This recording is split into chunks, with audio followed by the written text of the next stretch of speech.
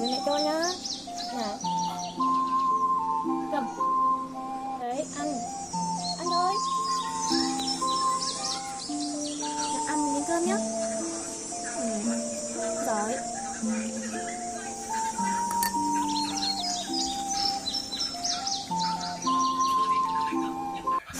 Ăn đi.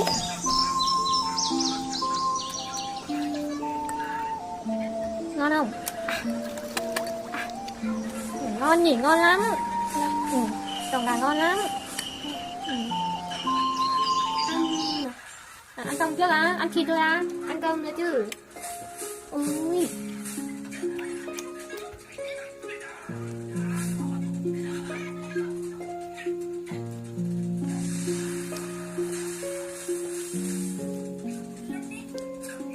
Ăn miếng cơm, rồi, giỏi lắm. Ngon nhỉ, cơm ngon lắm đấy, còn gà ngon lắm đấy.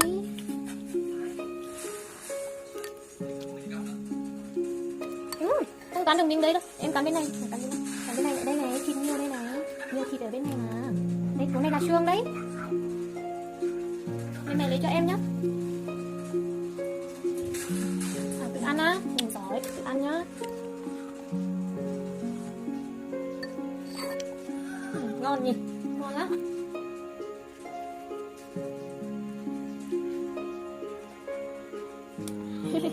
Cẩn thận rơi nha, rơi ghế nha. Ăn miếng cơm, ăn thịt á.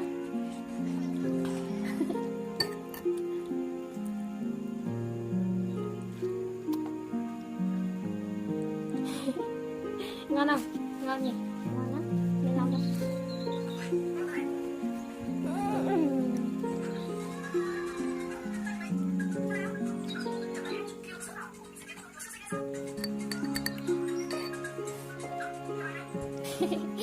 Ăn miếng cơm ạ.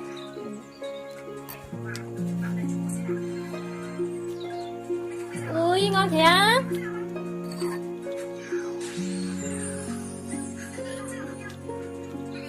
Ui, miếng to thế, ăn miếng bé thôi không mất được nè.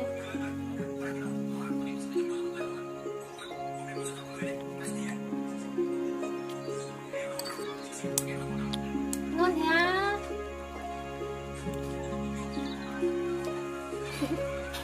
Ăn miếng cơm nhá.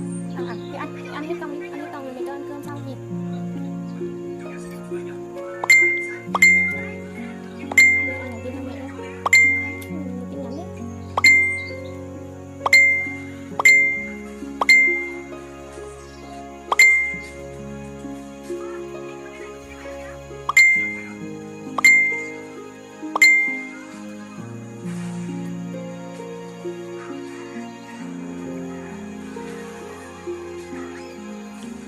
Ngon không?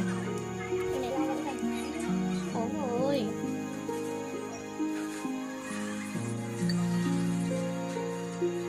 Ngon không? Ăn bé thôi, ăn miếng bé thôi, của em hết mà, ai cho anh đâu. Nhìn. À, miếng này có xương à? Miếng này có xương đấy, miếng này ăn miếng đấy. Miếng này cũng có xương. Ui, miếng này thế nào? Miếng này lấy thịt ra nhá. Ăn miếng thịt thôi.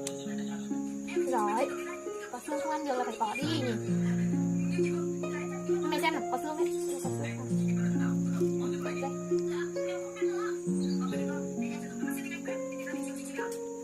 Không ăn được miếng da này, miếng da bỏ đi, miếng da bỏ đi. Bỏ đi.